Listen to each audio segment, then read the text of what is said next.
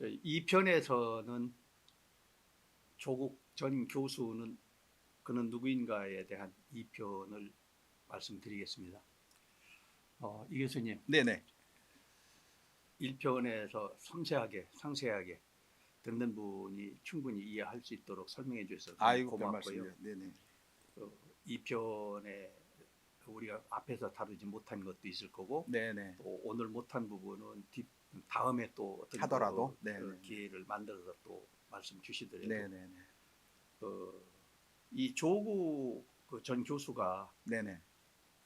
기소되었지 않습니까? 네네네네. 기소된 내용이 금년 2월 8일 날 네네. 서울 고등법원에서 네네. 형사 13부. 13부에서 네네네. 징역 2년에 추징금 600만 600만 원. 원. 네네. 그러면 1심 23년도 2월 3일 날 똑같습니다. 징역 2년에 추징금 600만 원이나 똑같습니다. 2심에나 똑같거든요. 네네네. 그럼 이건 대법원에 가면은 뭐 법리 거기는 법리니까요. 예, 네네네. 예, 사실심이 아니니까. 잘 됐느냐 잘못됐느냐 바르게 했느냐 뭐 이런 네네. 거 하는 거 네. 아니겠습니까? 예를 들어서 이런 거죠. 뭐 이제 1심하고 2심이 형량이 다르거나 유죄로 인정하는 부분이 다르면 대법원에서 1심 판결이 옳다, 2심 판결이 옳다. 그러니까 어떻게 해라라고 이제 환송을 하는 것인데 지금은 1심, 2심이 똑같아요. 그리고 유죄로 본 내용도 동일합니다. 그렇기 때문에 뭐 확정이라고 봐도 될 것 같고요. 예. 근데 그러면 이 조국이 기소 내용이 뭐뭐 있어요? 굉장히 여러 가지인데 유죄를 받은 부분만 집중적으로 제가 설명을 드리면 예. 첫 번째는 자녀 입시 비리 관련입니다. 그게 이제 조민의 내용인데요. 딸이 고대 옛날 농대 출신이거든요. 그걸 마치고 그 다음에 부산대 의학전문대학원에 가거든요. 부산대 의학전문대학원에 가기 위해서 필요한 서류 중에 표창장 등을 공문서죠. 그걸 허위로 작성했고 그것을 사용했다. 그렇기 때문에 이것은 자녀 입시 비리. 이거는 본인이 합격한 것뿐만 아니라 이것이 같은 경쟁 상대인 다른 학생을 떨어뜨린 거잖아요. 그래 이거는 중대한 범죄이죠. 우리가 봐도 그렇잖아요. 그럼요. 중대한 범죄이죠. 근데 또 참 이 조국이라는 사람은 자기가 조국 혁신당을 하면서 가장 큰 목표 중에 하나가 대학 입시 공정 뭐 이런 걸 했다니까 참 답답할 노릇이죠.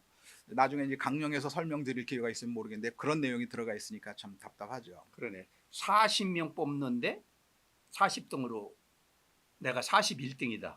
그 안에 40명이 그 조민이라는 애가 들어가 있다. 그러면 그 41만 떨어진 거죠. 얼마나 억울해요. 억울한 정도가 아니라 인생을 그만큼 딜레이 시키는 거잖아요. 이제 그게 이제 첫 번째 허위 공문서 작성 혐의가 이제 첫 번째고요. 두 번째는 부산 의료원 장학금 관련입니다.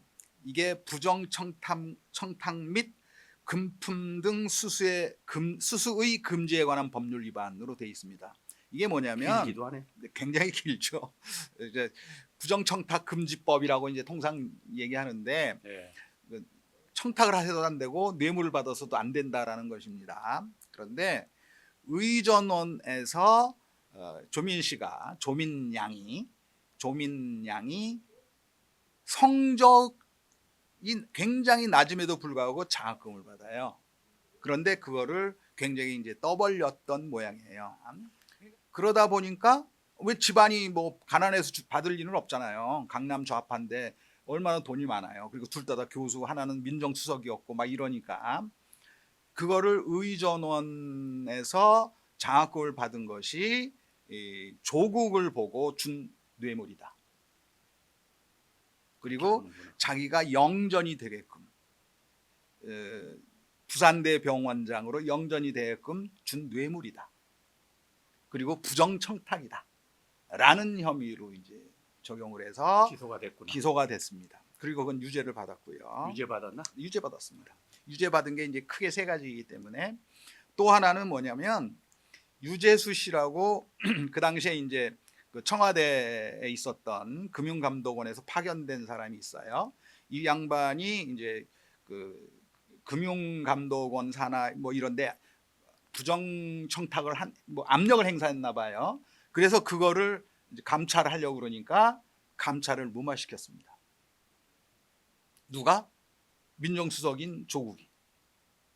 왜냐하면 민정수석이 감찰할 임무가 있거든요.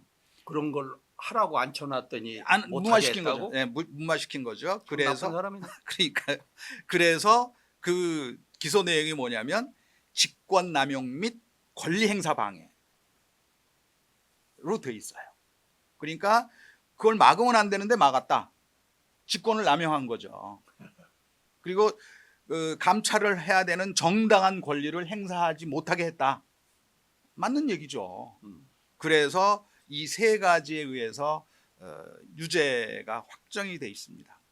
이제 최종 대법원 판결이 얼마나 그 시간이 걸릴지 모르겠습니다만 비교적 빠른 시간 내에 한 4개월 정도를 보더라고요. 길어도 6개월 안에 그 4개월 또는 6개월 안에 이 대법원의 확정 판결이 나올 것이더라고 다들 얘기를 하니까 빠르면 더 3개월 만에 나올 수도 있고 그렇게 되니까 이 기소 내용 중에 이 세 가지는 무조건 실형이 내릴 확률이 99.9%라고들 그러더라고요.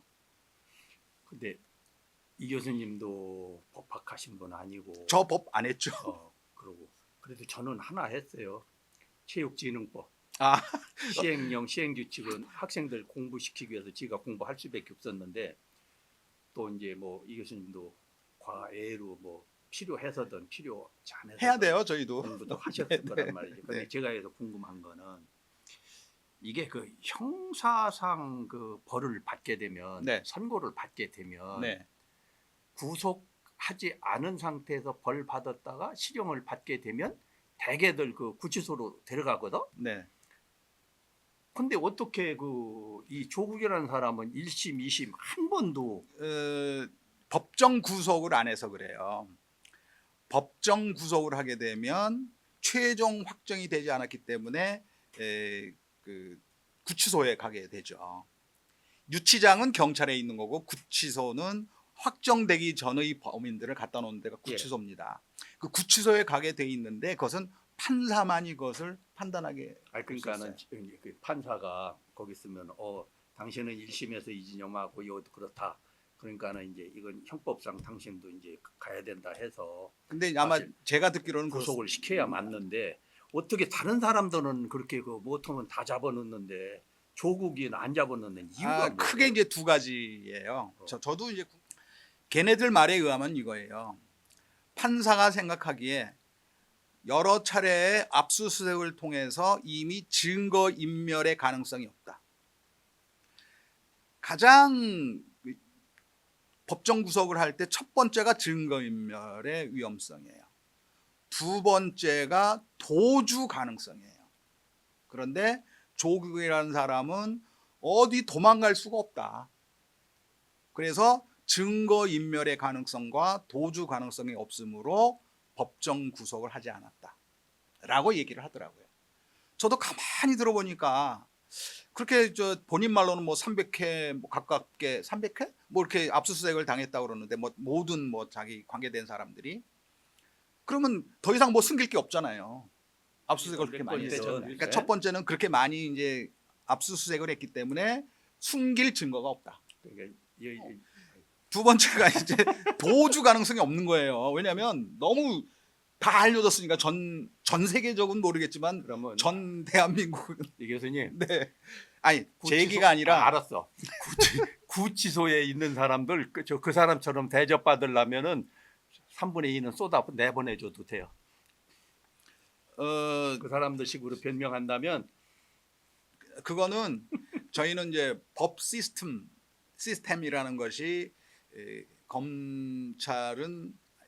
경찰이 수사를 하고 검찰이 기소를 하고 그렇게 되면 판사가 판결하는 거잖아요. 네. 그 시스템에 따라서 움직였기 때문에 거기에 대해서 무슨 얘기를 하게 되면 또 이제 이 진보 쪽에서 니네들 봐, 니들도 법 체계를 믿지 않으면서 무슨 우리한테 법 체계를 무시하냐고 그래. 니들도 무시하잖아라고 얘기를 할 수 있어요.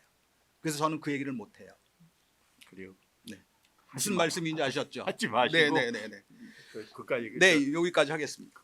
그런데 지금 이제 우리 이 교수님이 말씀 주신 게 자녀 입시 비리에 관련해서 허위 공문서 작성으로 인한 죄, 네, 그다음에 부산 의료원 장학금 관련해서 부정 청탁 및 금품 등 수수 수수에 관한 에 관한 법률 위반, 수수 금지에 관한 법률. 네. 그다음에 이제 유재수 감찰 무마 관련에 대한 직권남용 권리 행사 뭐 이제 이렇게 된 것이 이제 유죄로 해서 징역 2년, 징역 2년, 실형에 추징금 600만 원. 600만 원. 그리고 이제 무죄가 된 게 펀드 운영 관련에 대한 증거은닉이 무죄를 받았죠. 그거 하나만 무죄를 받았네요. 그러면 이제 뭐 더 우리가 구체적으로 더 할 거 없고 이런 게 있구나 하는 것까지 이렇게 섬세히 이렇게 잘 설명해 주셔서 고맙고, 아, 이 사람이 이런 사람이었구나, 또 이래서 지금 징역을 2년 받고 거기다 벌금도 600만 원 받았구나 이제 하는 이제 알게 됐고요. 그다음에 이제 또 하나 제가 여쭤보고 싶은 건 네, 조국 이 사람이 교수였잖아요. 네, 그러다가 이제 뭐죠? 민정수석? 네, 문재인 장관 때죠. 네. 또 문재인 대통령 때 아니 문재인 대통령 시절에 정무수석이라는 민정수석. 민정수석으로 네네. 갔네요. 네네. 거기 있다가 이제 다시 법무부 장관으로 제청이 되었죠. 임명이 됐죠. 그러고서 네네. 또 임명됐죠. 네. 그래서 이제 오늘 우리가 이제 알게 된 동기는 이제 그런 과정 속에서 뉴스에 늘 들려오고 했던 거라서 이제 오늘 저희들이 여기서 이런 얘기까지 좀 하게 됐는데, 근데 왜 이 조국 교수가 벼랑간 정치인이 되려고 하는 걸까요? 제가 보기에 크게 두 가지라고 보여요. 예. 첫 번째는 교수로 되돌아갈 수 있는 길이 막혔어요. 무슨 얘기냐면 이 양반이 대법원에 가서 실형을 받게 되면 그 실형을 받은 부터 5년 동안 교수 등으로 임용될 수가 없어요. 형 확정해서 2년을 살고 나온 시점. 그래서 24년에 확정이 된다면 26년 살고 나오면 26년부터 5년. 그러면 31년이 되잖아요. 예. 그럼 7년이 지났는데 7년이 지나면 만 65세가 넘어요. 그러면 교수가 될 방법이 하나도 없어요. 어쨌든 안 되니까 입버릇처럼 했던 나는 다시 교단으로 돌아간다 라는 길이 막힌 거예요. 본인이 가장 잘 알겠죠. 교단으로 돌아갈 수가 없다. 두 번째, 계속 자기는 뭘 얘기하고 있냐면 검찰로부터 탄압을 받아서 이렇게 됐다. 검찰 탄압에 의해서 됐으니까 나는 검찰 탄압이라는 것을 증명하기 위해서는 일반인들이 나를 지지해서 내가 국회의원이면 되겠다 라는 생각을 얍실하게 한 거죠. 그러니까 수시로 나와서 한 얘기가 내가 뭔가 역할을 생각하고 있다. 지금 고등법원에서도 확정 판결이 나오니까 대법원 가봤자 안 될 것 뻔하므로 그럼 내가 이거를 법적인 외해, 법 외적인 걸로 내가 판단을 받아보겠다 한 거죠. 즉 그게 뭐냐면 정치를 하겠다라는 것이죠. 그러니까 첫 번째는 교수를 못하게 됐다. 그렇게 자기가 교단으로 돌아간다고 그랬는데 교수를 못하게 되었다. 두 번째는 자기에 대해서 누군가에게 나는 탄압을 받았기 때문에 이 억울함을 풀어야 되는데 풀 수 있는 유일한 방법이 정치에 들어가는 거다 라는 거죠. 그러니까 대중적 지지가 어느 정도 있다라고 본인은 판단한 거죠. 그리고 같이 하는 사람 보면 최강욱 씨니 뭐니 다 검찰하고 연관 있는 사람들이거나 검찰 개혁이라는 것을 내세웠을 때 힘을 합쳤던 사람들이래요. 그다음에 이제 좌익적 성향이 있는 사람들. 그러니까 뻔한 거죠. 현 정부랑 각을 세우고 그 각을 세운 거로부터 내가 상대적 이득을 얻으려면 나는 국회의원이 돼야 되겠다. 그래서 그 두 가지죠. 그래서 정치인이 되려는 이유는 저는 방탄의 목적. 그렇게 되면 그게 맞는 것 같아요. 방탄의 목적과 개인적인 욕심 이게 아닐까 싶어요. 맞네. 국회의원 되면 돈 많이 잘 벌잖아요. 우리 이 교수님 정치 해보시겠다 하는 생각 해보신 적 있어요? 눈꼽만큼도 없습니다. 내가 봐도 그러실 거예요. 그러면 저는 이 사람이 이제 정치를 하겠다라고 해서 그 진보를 그 자칭해서 만들어진 그 더불어민주당 이쪽으로 갈 줄 알았거든. 그런데 전혀 그쪽은 그 나몰라 하고 자기가 그 당을 하나 창당했죠. 창당했대. 네네네. 그런데 창당을 하면서 이제 그 처음에 그 뉴스 보니까 조국 개혁? 신당, 조국 신당을 맨 처음에 이제 하겠다고 했죠. 그러다가 이제 지금은 조국 혁신당입니다. 혁신당으로 했는데 그 조국이라는 게 제 이름 아니야. 그러니까 국자는 맞대. 근데 이제 그 지금은 나라 조자하고 그 성이 그게 무슨 조자인가 했던 거기 창룡조씨입니다. 이렇게 하여튼 무슨 조자 그 조만 한글로는 같고 네네네, 한문으로는 네네. 이제 다르고 그래서 이제 자기 이름 딴 그 당 이름은 안 된다고 하니까 나라 조자에서 난 이걸 얘기하는 거다라고 해서 할 수 없이 받아줬다는 거 아니요? 네. 하여튼 그건 그렇고 근데 이렇게 해서 그 사람이 그 후보는 내지 않고 그렇죠. 비례대표 지역구는 안 내고 비례대표의 그 투표율을 가지고 그 국회의원 되는 그 당만 하나 만들어내는 거 아니에요? 네네네네. 이제 그거를 제가 이제 아주 대단히 머리 좋은 사람이에요. 네네네. 아주 쉽게 설명을 드리면 네. 더불어민주당은 조국의 강을 건너야 된다라는 생각이 기본적으로 있어요. 그러니까 윤석열 정부를 탄생시킨 몇 명이 있는데 그 중에 첫 번째가 조국이라고 얘기하거든요. 그 얘기를 더불어민주당에서 다 알고 있기 때문에 조국을 받아줄 수가 없어요. 다 거리를 두고 있으니까 특히 지도 못 가겠네 그럼. 그럼요. 이재명 대표가 받아줄 일이 없죠. 들어오면 자기랑 경쟁이 될 텐데 나중에 네. 다음번 대통령 후보 놓고 그러니까 안 받아주죠. 정의당 조국한테 너 내려놔라 너 후보 사퇴해라 그거 막 쏟아부었던데요. 진보라고 하는 거기서도 안 받아주죠. 이낙연 씨도 안 받아주죠. 당연히 출률이 안 받아요. 아무 안 받아줘요. 거기다가 자기는 어떤 지역에서 지지 세력이 없어요. 그냥 전국을 돌아다니면서 소수들이 모인 거죠. 그러니까 자기는 지역구는 나도 안 되지만 내가 데려올 사람도 안 된다. 왜? 지역 기반이 없잖아요. 조국 씨가 부산에 가서 할 거예요. 저기 관악구에 가서 할 거예요. 아니잖아요. 그러니까 안 되겠다. 떨어지는데 뭐 그러면 어떻게 하느냐? 할 수 없이 이 비례대표만으로 하는 것으로 하고 내 인기를 가지고 해보자. 그 다음부터 뭐를 했느냐? 중도층 중에서 투표할까 말까 망설이는 사람. 윤석열 정부도 싫은데 더불어민주도 싫다. 그런 사람들에게 대해서 양념을 자꾸 잘 뿌린 거죠. 계속 타도 윤석열 뭐. 그래서 그런 바람이 불어서 자주한 이 사람은 그런 비례대표 정당을 만들게 된 거죠. 정치를 하기는 해야 되는데 네네네. 더불어민주당 안 받아줘요. 이재명 쪽으로 가려고 하니 받아주지도 않고 네네.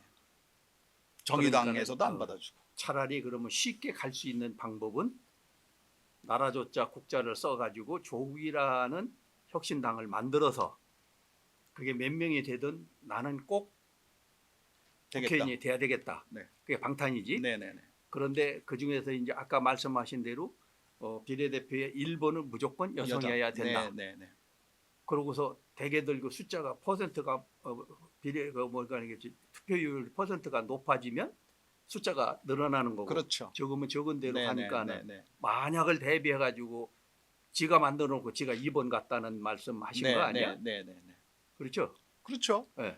왜냐하면 지금 비례대표는 전국에서 5% 지지율을 받으면 국회의원을 이제 당선시킬 수 있어요. 그리고 지지율이 높으면 높을수록 많아져요. 5명에서 10명으로 10명에서 15명까지.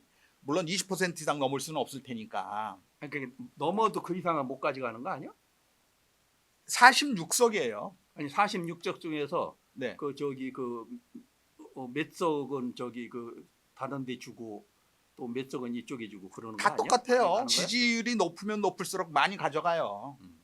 46명을 놓고 나눠 갖기예요. 비례대표 당에서 정당에서. 이게 왜냐하면 소수 정당을 하고 그다음에 상대적으로 손해를 보고 있는 여성과 청년들을 한다라는 걸로 내세운 게 이 비례대표 정당이에요. 그걸 설명도 못 하고 그걸 제안해서 만들어 놓은 게 심상정이 아니요? 만들어 놓고 그렇죠. 이제 지가 아니요. 더 손해 봤다는 자기가 거 아니야? 이익 보려고 만든 거죠.